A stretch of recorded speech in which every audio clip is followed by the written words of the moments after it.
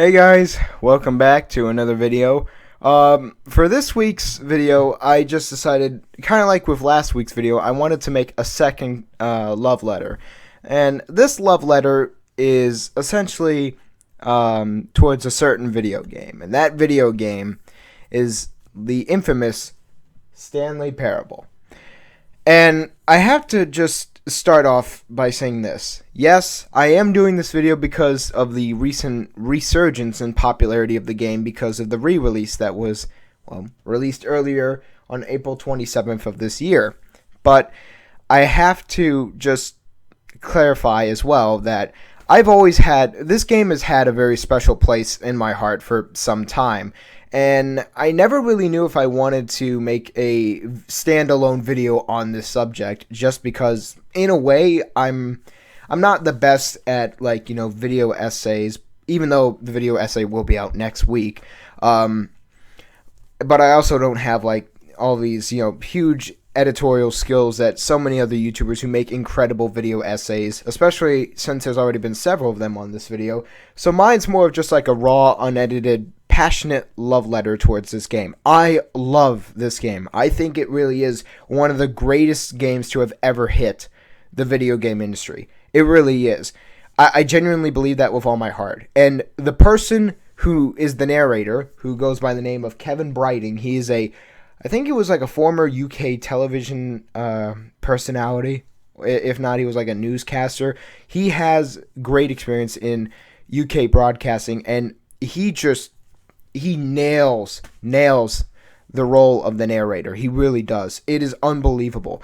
But you know what? I'm getting too ahead of myself. I want to get started on just what the Stanley Parable is, and then I'll give some more of my, praise to the game, and then I'll potentially give it any criticism if, it does have any criticism to be given.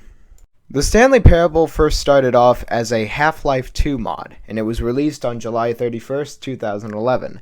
And within 2 weeks, it had about 90,000 downloads. And oh great, now I don't remember the person's name. It'll be in post-production text down here, but the original creator of the Half-Life 2 mod was contacted by a player who had experience in video game developing, and he also wanted to make the Stanley Parable from just a Half-Life 2 mod into a full-fledged game.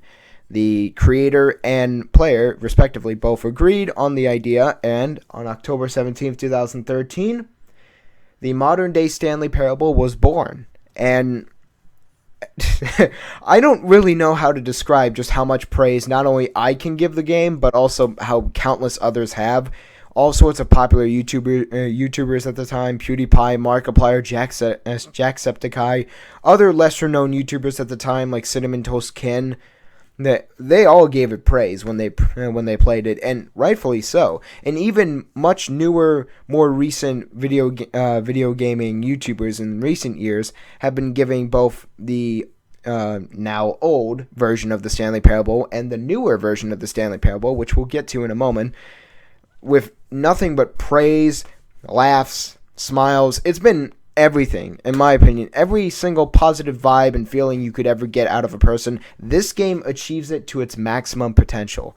But there is a true element that really helps cement your enjoyment of the game, and that is the narrator, Kevan Brighting.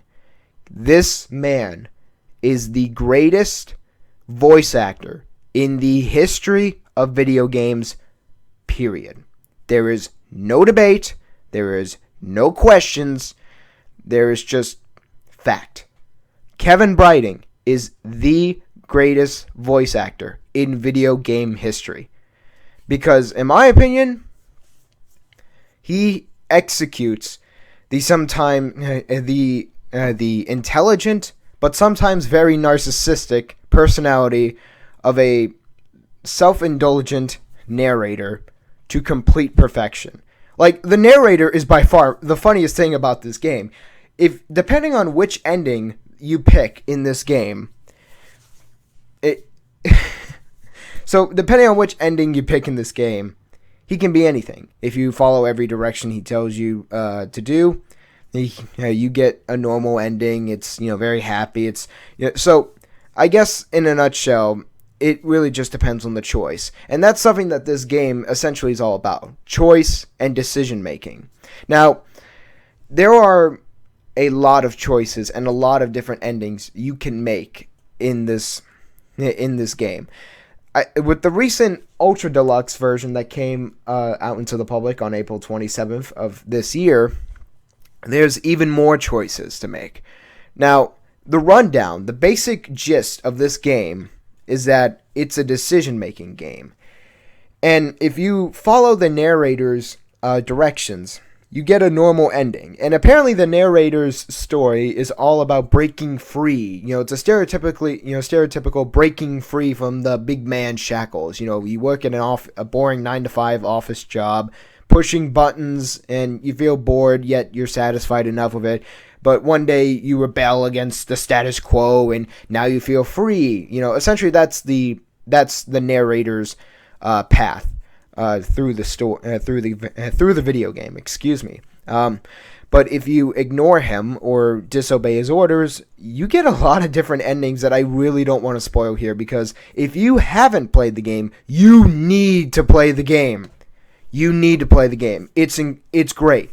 Again, I am 1,000% passionate about the Stanley Parable just because it has a special place in my heart. It was one of the first video games I actually got attached to, like almost unhealthily attached to, because I used to, in my spare time sometimes when I was still like relatively a kid, during middle school and high school, I would sometimes make my own version of the Stanley Parable. I'd sometimes write down sometimes I would have to take down writing assignments, and I would write down almost like my own version of the Stanley Parable. And it was, a lot of people got a kick out of my narrator character. They really did.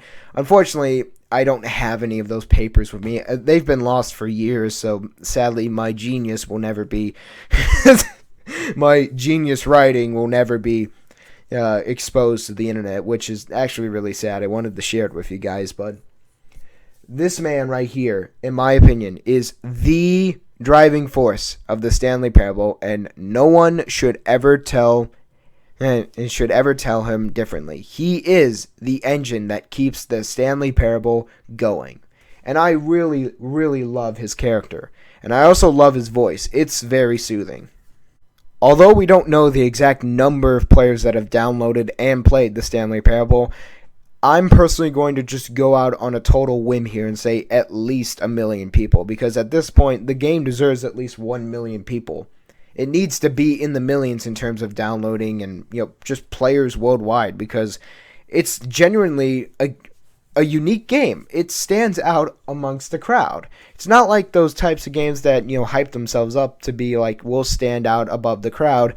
Most of the time, games that end up standing out don't really advertise themselves as like a truly unique or original type of innovative game like the Stanley Parable. It's just kind of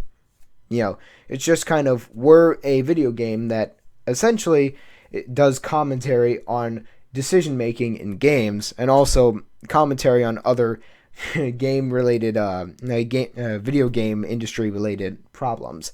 Because in recent years, there's been a lot to complain about, especially with companies like EA and Blizzard. But the Stanley Parable will always have a special place in my heart, and I wanted to make this video just because I can't talk about the Stanley Parable without bringing up, or at the bare minimum, thinking about all the great memories I had as a child playing this game, and just it brings back a lot of memories. I mean, that's really my main motivating factor for making this video today. And I hope if you download and play the game like I did all those years ago, you'll have as much fun and make just as many memories as I did when, I was first exposed to it. So, thank you all so much for watching. My video essay is coming out next Saturday, so please stay tuned for that. I will see you all next Saturday, and I hope you all have a good week. See ya.